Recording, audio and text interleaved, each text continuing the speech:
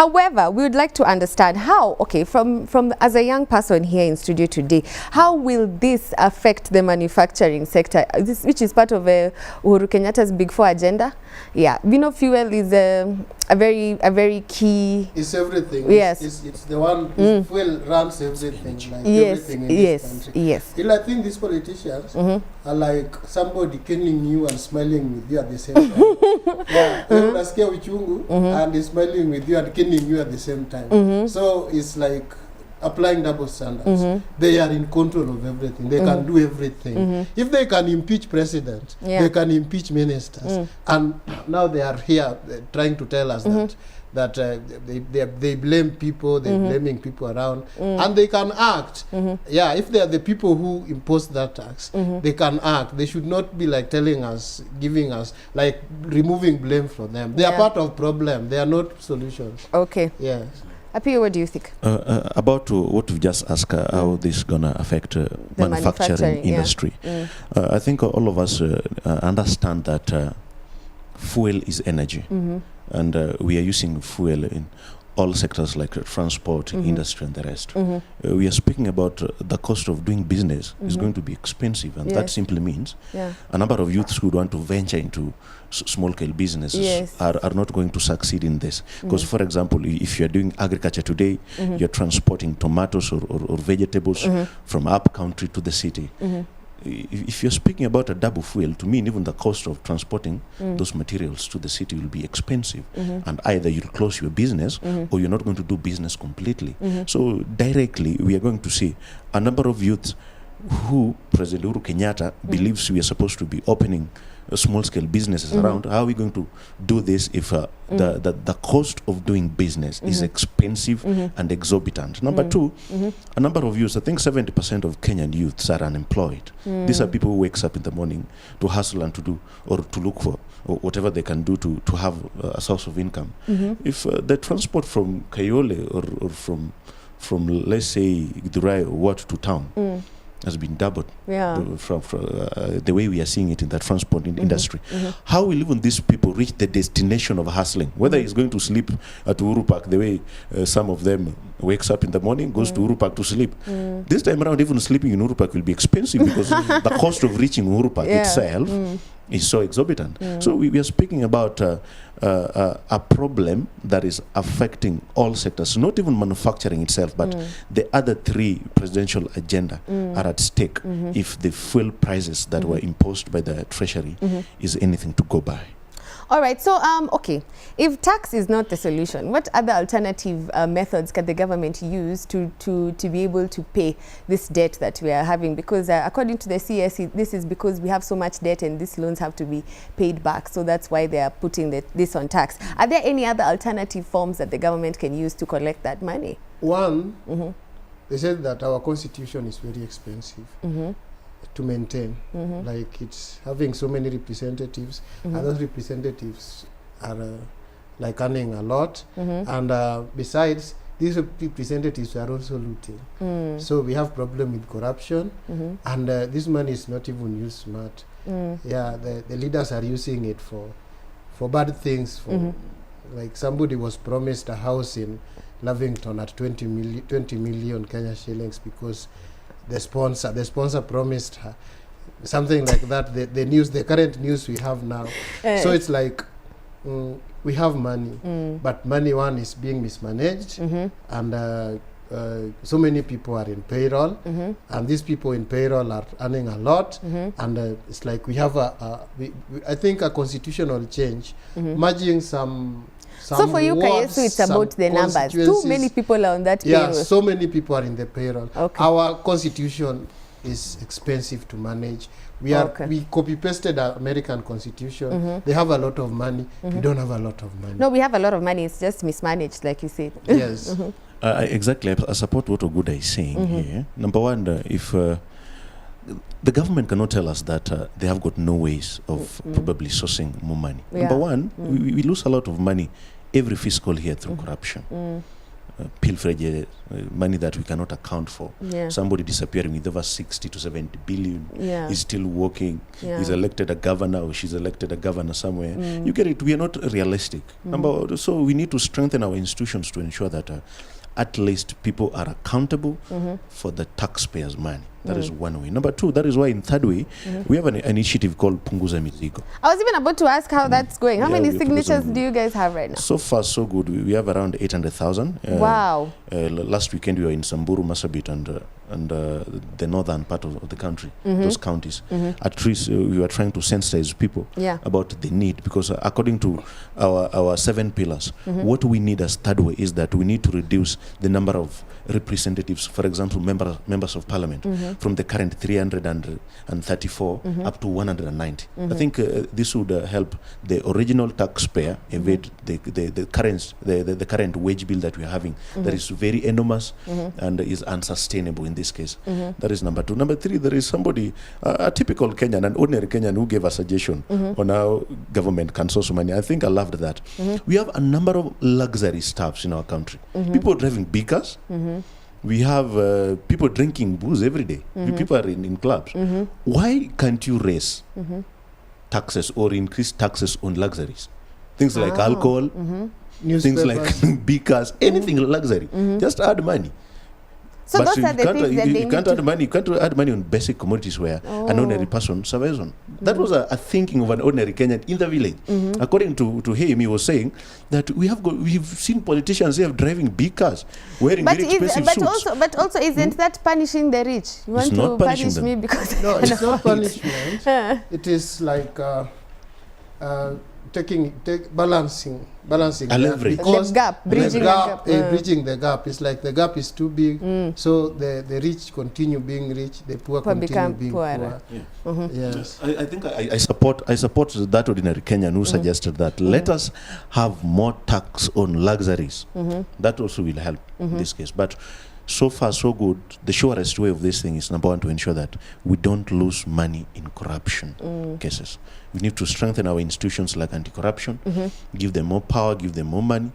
Then we are expecting a change, but not waking up in the morning and telling us, come on, you're going to pay for your prosperity. You know, Kenyans are one of the most or the highly taxed citizens across the world. Yes, we are very highly taxed. Yes, indeed. I think we are number 2. People who are paying taxes across the world, across the globe.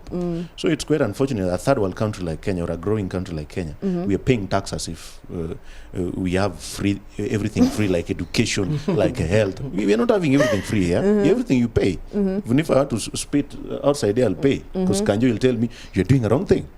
Pay us if you don't want to go to court. So okay, let me just ask. Now that the politicians just want to postpone this to the next 2 years, 2020, they want to discuss it in 2020. What can an ordinary Kenyan, me as a Mwananchi, what can I do to fight, to fight this? Because Wetangula, he's being called the self-declared opposition leader, is calling for civil disobedience and what have you. So is there anything we can do as citizens to fight this? Wetangula was part of last parliament. So when this thing was being increased, he was there. We didn't hear his voice rejecting it. I think he voted for it. So I say that we should stop these politicians from shedding crocodile tears because they are part of problems. So I think Wetangula is not opposition leader. Maybe, somebody, nowadays everybody declares themselves opposition leaders, including including appeals party. Yes. So I think what Mwananchi could do or can do now, that's what you ask. We raise our voices. Our voices can be heard. Nowadays there are platforms where voices can be heard. There's another force after third wave force called KOT. Yes, they are hard. They are hard. I think President and everybody goes there regularly to check what Kenyans are saying there. Apart from that, there are vernacular radio stations. Those who cannot afford to be on Twitter, they can. There are stations, there are radio stations. So I think we can speak. If we can't afford to speak, and by the way, maybe we cannot afford to speak. Comrade Babu Weno said the other day that an ordinary Kenyan may want to commit suicide, but is too poor even to afford that rope. The rope of committing suicide. Yes. So we can be too poor to be heard sometimes, but if we get the opportunity to be heard, even if it's in the street, we can or they will tear gas us when we go to street. So we should go and protest. Have a way. We have a way. There's a way our voice can be heard, even through our members of parliament. Yes. All right. What about you? I think so far so good. It is even the voice of the majority of Kenyans that has made this issue to be public and a matter of concern. Yes. That simply means that there is progress in how Kenyans are handling this issue. They are speaking it out everywhere in social media, mainstream media.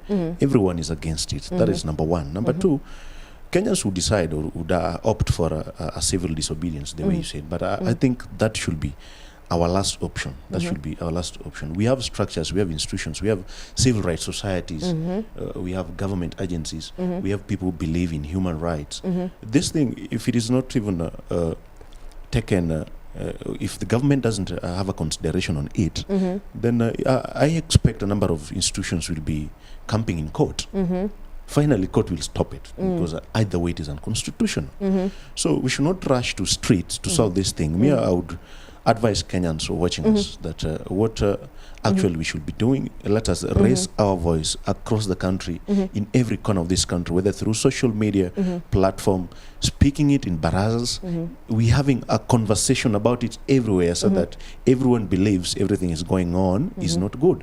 But taking the matter to street the way Wetangula, who could not even command his wife, is telling us about us going to street, I think it's unfortunate and it's unrealistic. So those are the only platforms I think we as Kenyans, we need to measure on. This thing will go to court. If the worst come to the worst, then court will automatically or finally stop it. But a court in Bungoma tried to stop it and nothing happened. You know, people who went to court are some 3 Kisumu residents. And politicians have a tendency of calling us wananchi wa kawaida. So it's like we don't have effect if we even obtain court orders, they are not obeyed. But then somebody said that if any politicians will call us wananchi wa kawaida again, then we will mark that politician and publicize him so that he won't be elected again. We are wananchi watukufu or honorable citizens or something like that. So they take, like, if we obtain court orders, they are nothing. So these people don't obey court orders, and they think that if they don't obey, we have nothing to do. You know, I want to quote Comrade Babu Win again. He said that if disobedience becomes the order of the day, then oppositions become something like that. Irresistible or inevitable. Yes. So if they don't, they won't respect our courts, what our courts say, then they will see us on street again. I think the street is the best language they understand. Our last resort. Yes, our last resort. Sometimes we put it first. Okay. So considering the high cost of living in this country right now, do you believe that the Jubilee government will be able to succeed in achieving their Big Four agenda come 2022? I want to start responding, then my senior will respond. Okay. I saw some analysis in a leading media house that we collect about 90 billion in taxes, but we spend around 210 billion. So we are living above average. We are living above our standard. It's like somebody earning 10,000 as salary, but renting a house of 100,000 per month. Yeah, so you don't understand. It's a miracle how we survive. So achieving Big Four agenda, if we don't look for these loopholes and fix them, it's a dream. It's a wet dream. We might just remain with SGR as our accomplishment. Okay. Yes. I think regarding the high cost of living that we are having in the country today, it is a mirage. It is something unrealistic. By the end of 4 years, President Kenyatta's government will not have achieved a number of things because unfortunately, politicians have started campaigning for 2022 elections. You can imagine. And the same government promised youth 800,000 jobs in every fiscal year. That is what they said. But we need to give them a chance. It's still early. It's 2018. It is early, but we need to be realistic. If this government was sincere about achieving the Big Four agenda, then we'd not be seeing everything that we are seeing in the country now. You can't have a sustainable Big Four agenda if you still tax the honorable wananchi, the way Guda puts it. Yes, mwananchi mtukufu. What we're Even seeing Nina on the Blunt. 16% VAT. And all of us should be aware that President Uhuru Kenyatta is so much keen on having his legacy at the peak before he leaves office. So a number of things the government will be doing, or his government will be doing, must as well obey the law of I must have a legacy before I leave office. So that one jeopardizes even the Big Four agenda itself, because he's fighting for legacy. We saw his first term. Majority of Kenyans didn't believe he was working well. So his second term, in as much as you've seen how he's working about people who are corrupt, people are being arrested, demolished buildings that are riparian, at least to show the country that impunity should not be a way of, corruption should not be a way of making wealth. So in as much as we are speaking about our country moving a good direction towards 2022 to achieve these 4 agendas, President Uhuru Kenyatta's legacy will determine whether we are going to achieve everything here or not.